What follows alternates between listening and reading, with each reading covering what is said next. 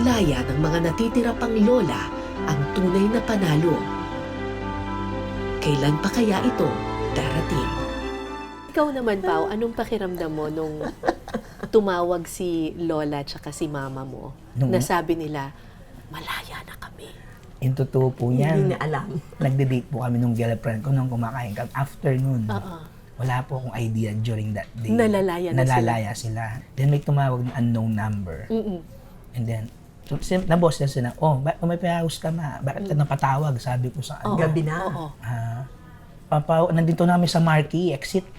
Dito po sa NLEX. Nasa exit na sila. Marquee. Anong ginagawa mo? Diyan na ako. Inisip mo baka tumakas. Opo, kasi di ko naman alam na uuwi Baka tumakas sila. sa kulungan. Nakalaya na kami at, ba't ninyo lang sinabi kung ganun? Nataranta po kami nung girlfriend ko. Bumili kami ng kama kasi doon sa apartment ko, isa lang yung kama para sa akin. Bumili kami ng mga gamit na blower, blower. Tapos, pati yung girlfriend ko, na-stress din eh. Kasi di rin alam anong gagawin. Kasi po, Nung nakita nyo na sila, pinakain ko muna po kasi gutom na daw si Lola.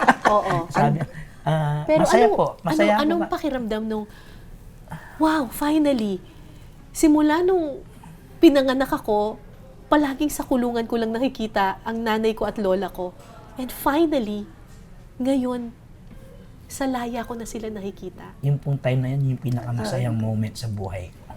Kasi yung talaga mga unexpected blessing, yun talaga yung pinaka-the best na binibigay na blessing ni Lord, yung mga hindi mo in-expect.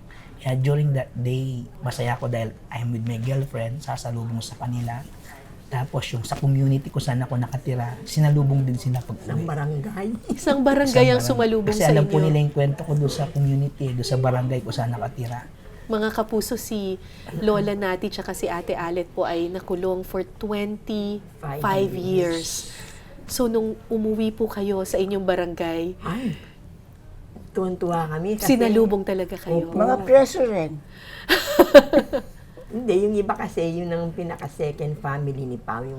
Yung community po kung saan ako nakatira.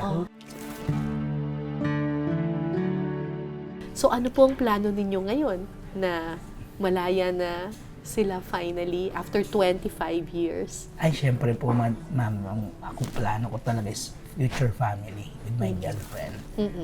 Ni-ready ko na rin sila dahil malapit na rin po, hopefully. And syempre, marami pang moments with them, marami pang bonding. Yun nga, pag may time po, lumalabas kami. Pasalamat pa rin sa Diyos kahit na after 25 years. Tsaka continuous po yung prayer. Kasi marami pa po kaming hinihiling eh. Like, gusto namin magkaroon kami sariling bahay. Like, yung syempre, mag-aalaga ng mga apo, yung mga ideal family. Yung pang hindi ko na-experience, ma'am. Ang alin? Mag-alaga ng apo. Malapit na niya. Si Lola Nati ay 90 years old na ngayon. Oo, pero hindi ko na sila makikita. Ay, Ipagdarasal natin na mahaba pang buhay ninyo.